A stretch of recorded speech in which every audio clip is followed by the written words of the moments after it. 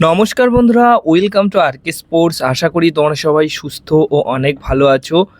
আইএসএলে আরও একটা ভালো মানের বিদেশি প্লেয়ারের আসার খবর কিন্তু এই মুহূর্তে চলে আসলো।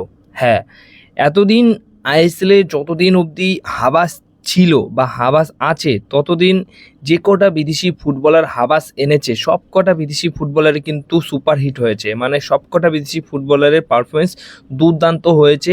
যদি হাবাস ধরো আইএসএলে 5টা বিদেশি প্লেয়ার আনছে সে নিজে ঠিক করে, তাহলে সেখানে 5টা বিদেশি প্লেয়ারের মধ্যে 4টে বিদেশি প্লেয়ারই কিন্তু সুপারহিট হয়, একটা এদিক ওদিক হয়, এরকম টাইপ হয়ে থাকে হাবাসের বিদেশি চয়ন।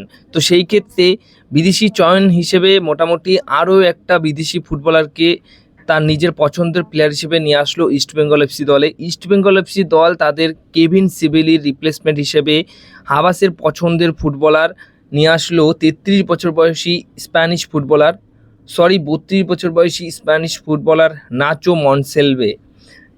মনসালভে। এই ফুটবলারটিকে সই করিয়ে নিয়েছে। বর্তমান সময় দাঁড়িয়ে তার মার্কেট ভ্যালু 80 লাখ টাকা। মার্কেট ভ্যালু নিয়ে প্লেয়ার চাষ না করলেই ভালো, কারণ মার্কেট ভ্যালু কম হলেও অনেক প্লেয়ার এমন আছে যারা দুর্দান্ত পারফরমেন্স করে।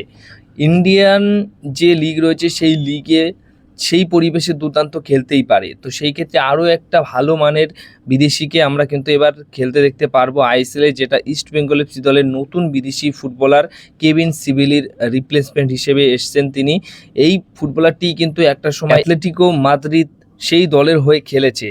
সেই ফুটবলারটি এবার কিন্তু ইস্ট বেঙ্গল এফসি দলের হয়ে আইএসএলে খেলবে এবং স্পেনের বেশ বড় বড় ক্লাবের হয়ে খেলেছেন। সেকেন্ড টায়ার লিগে খেলেছেন, ফার্স্ট টায়ার লিগে খেলেছেন, তারপর আরও অন্যান্য দেশেও খেলেছেন। কম বেশি ভালো পারফরমেন্স তার কিন্তু রয়েছে।